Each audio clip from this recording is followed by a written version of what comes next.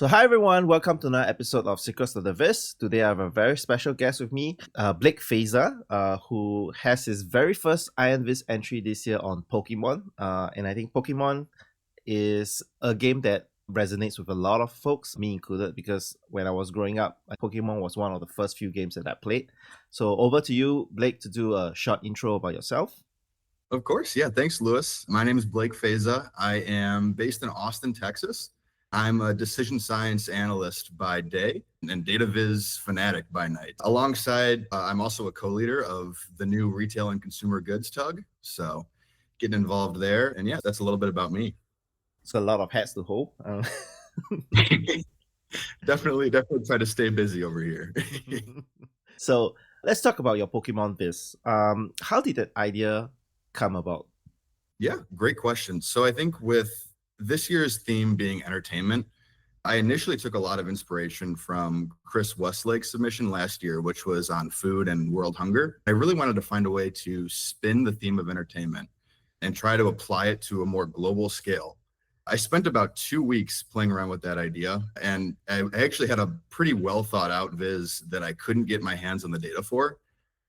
2 weeks in, I fully pivoted. I kind of took inspiration from the idea of vizzing what you love.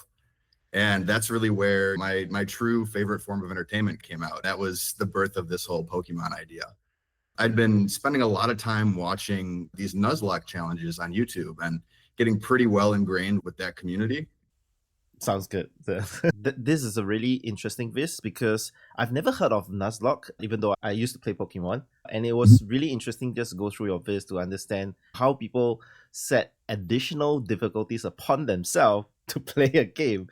So maybe for the audience's sake, give us a very short summary of what Nuzlocke is.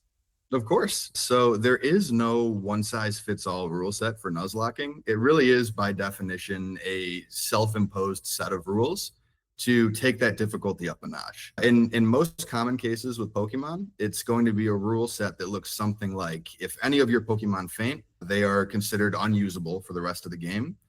And then on top of that, you're only allowed to catch the first Pokemon you see on every new route that you travel to. So over time, you kind of introduce this idea of scarcity, and it gets stressful because maybe you're 6, 7, 8 hours in, and next thing you know, your starter faints and you lose like the character that was with you the whole time. So it's this fun twist on a familiar sort of flavor. Do we have a number of how many people participate in Nuzlocke? I don't have a number. I do know that it is growing rapidly right now, though. If you were to look back, even in like 2018, we're talking less than a fifth of where we're at today. The community is really blowing up. The tricky part is with a Nuzlocke, you can do it on a vanilla game on your DS, or you can play like a modified version of that game. So there's tons of different options and players that are all across that spectrum. So I would imagine playing on older consoles would require you having that integrity to report what is actually true of your gameplay.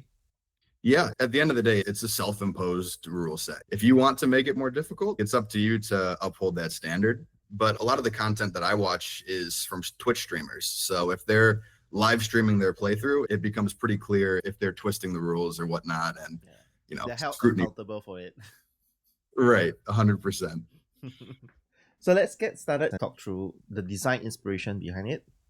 Awesome. So I think typically my process usually starts with sketching on my iPad. So I pretty much hold true to the sketch into wireframe into dashboard sort of framework. And that was definitely important in this case, having turned a month-long challenge into a 2-week challenge. So I would say that's your Nuzlocke for you. Oh yeah, no, definitely. So I spent a good amount of time sketching different charts, trying to find a theme. The hard part with this sort of an approach to entertainment is Nuzlocking is a very niche community, and I wanted to make it something that was more applicable to the broader audience. So I spent a lot of time brainstorming the storytelling aspect of this viz and how I could take it from a personal lens that a lot of people can relate to, and then dive into what I find the most entertaining today.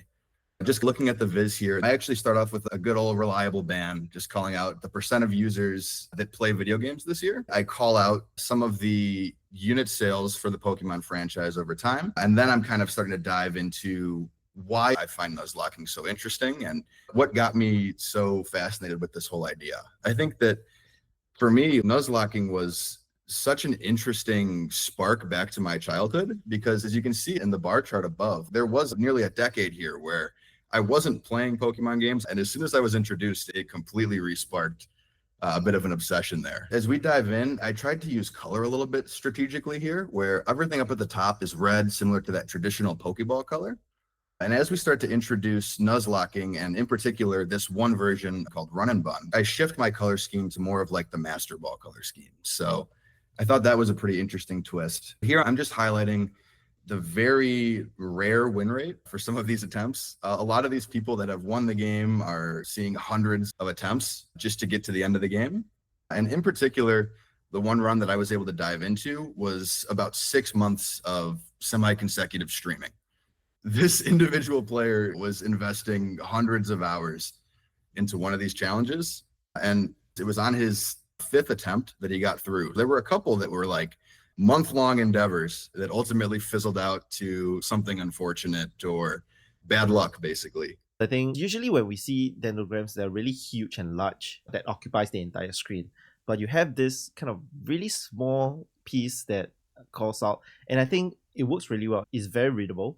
Did you follow some tutorials to create this chart?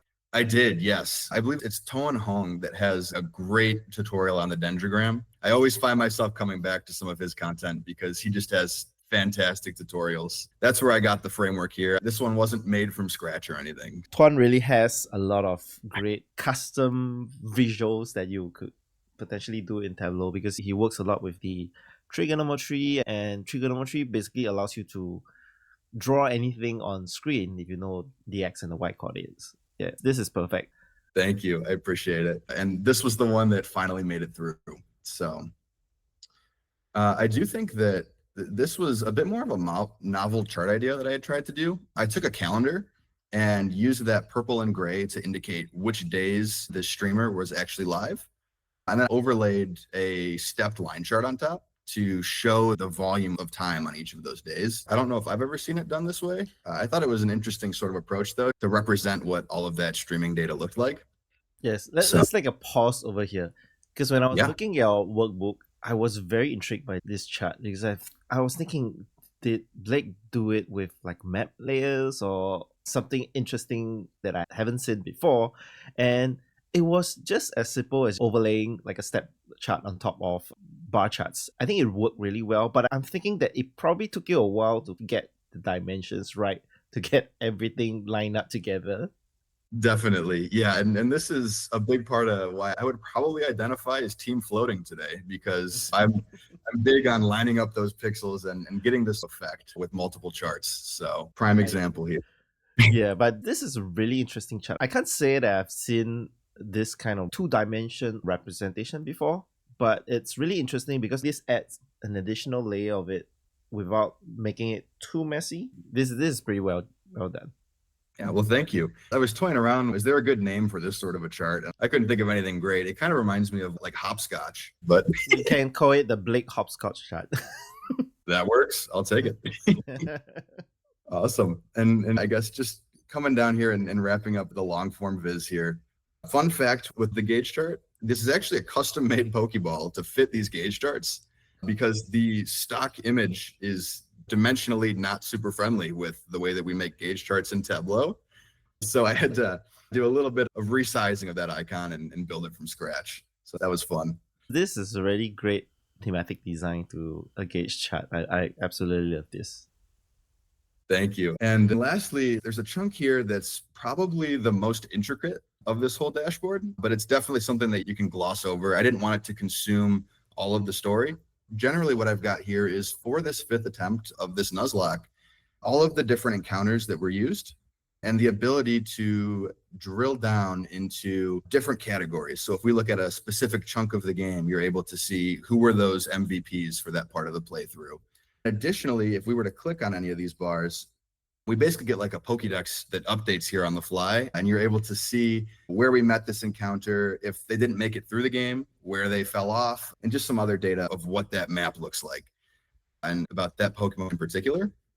This represents a Pokédex so much, and it fits in with the entire theme. Thank you.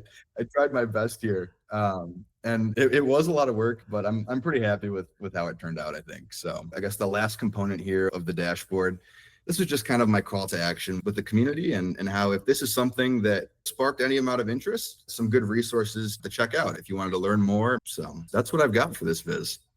So it's been great talking to you, Blake. We learned a lot about your process and how you actually came up with this wonderful first IronViz entry for this year. I'm sure we're going to see you participating in IronViz next year as well. Thanks, Blake, for spending time with us today. I hope everyone learned something new from this. We'll see everyone next week. Thank you.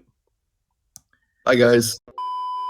Yeah, this is great. I also noticed in your workbook, there was a particular chart that wasn't used in the Viz, which is the textured bar chart.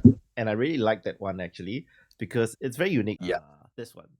So I was really intrigued by this because you have this diagonal lines crossing over.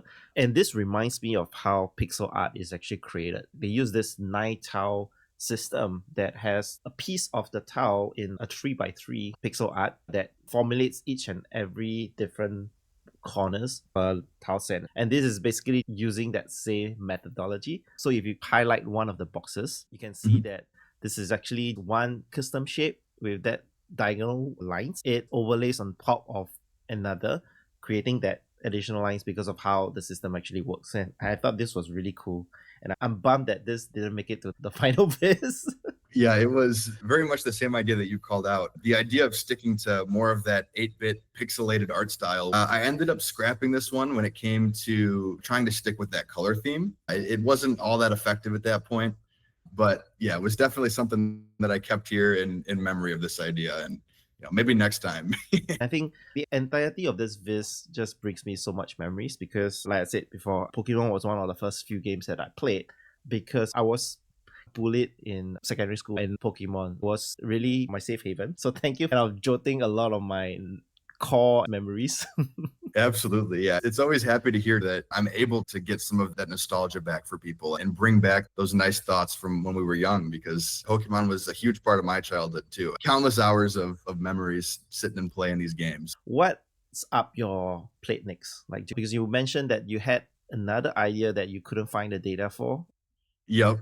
That idea, I'm not sure if I'll circle back on. I had wanted to look into the impact of TikTok and everything short form content on all of entertainment. The tricky thing is there's tons of articles that talk about it. That data is not so easy to access. So I'll probably won't revisit that one in the near future. But as far as what's up next for me, I think a lot of it is data fam engagement right now. So as I mentioned, the retail tug is early on here, and we'll be investing a lot of time into hopefully monthly meetups. Aside from that, I'm in Andy Kriebel's next level Tableau program. So that's been a lot of fun to work with him on a regular basis. Additionally, I'm actually in the Data Viz Society mentorship program. So I've got a mentor that specializes in design. So it's going to be a lot of upskilling in Figma and learning more about best practice with data viz design. And the goal there is actually going to be to hopefully launch a blog here in 2025.